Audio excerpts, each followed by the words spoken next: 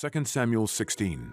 And when David was a little past the top of the hill, behold, Ziba, the servant of Mephibosheth, met him, with a couple of asses saddled, and upon them 200 loaves of bread, and 100 bunches of raisins, and 100 of summer fruits, and a bottle of wine. And the king said unto Ziba, What meanest thou by these? And Ziba said, These asses be for the king's household to ride on, and the bread and the summer fruit for the young men to eat, and the wine, that such as be faint in the wilderness may drink. And the king said, And where is thy master's son? And Ziba said unto the king, Behold, he abideth at Jerusalem. For he said, Today shall the house of Israel restore me the kingdom of my father. Then said the king to Ziba, Behold, thine are all that pertained unto Mephibosheth. And Ziba said, I humbly beseech thee that I may find grace in thy sight, my lord, O king. And when King David came to Bahurim, behold, thence came out a man of the family of the house of Saul, whose name was Shimei, the son of Gera. He came forth, and cursed still as he came.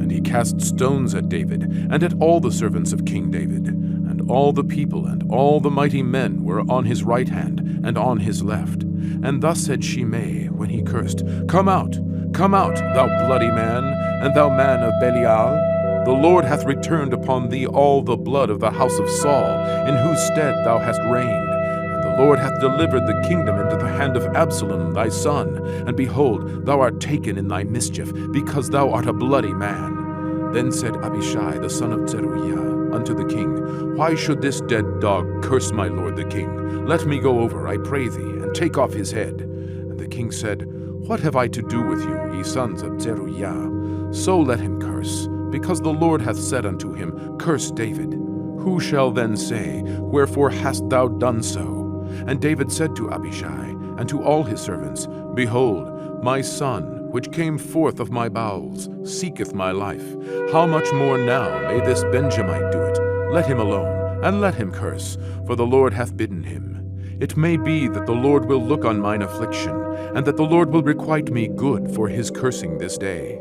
And as David and his men went by the way, Shimei went along on the hillside over against him, and cursed as he went, and threw stones at him, and cast dust. And the king and all the people that were with him came weary, and refreshed themselves there. And Absalom and all the people, the men of Israel, came to Jerusalem, and Ahithophel with him. And it came to pass, when Hushai the Archite, David's friend, was come unto Absalom, that Hushai said unto Absalom, God save the king, God save the king. And Absalom said to Hushai, Is this thy kindness to thy friend? Why wentest thou not with thy friend? And Hushai said unto Absalom, Nay, but whom the Lord, and this people, and all the men of Israel choose, his will I be, and with him will I abide. And again, whom should I serve? Should I not serve in the presence of his son? As I have served in thy father's presence, so will I be in thy presence. Then said Absalom to Ahithophel, Give counsel among you what we shall do. And Ahithophel said unto Absalom, Go in unto thy father's concubines, which he hath left, to keep the house. And all Israel shall hear that thou art abhorred of thy father. Then shall the hands of all that are with thee be strong.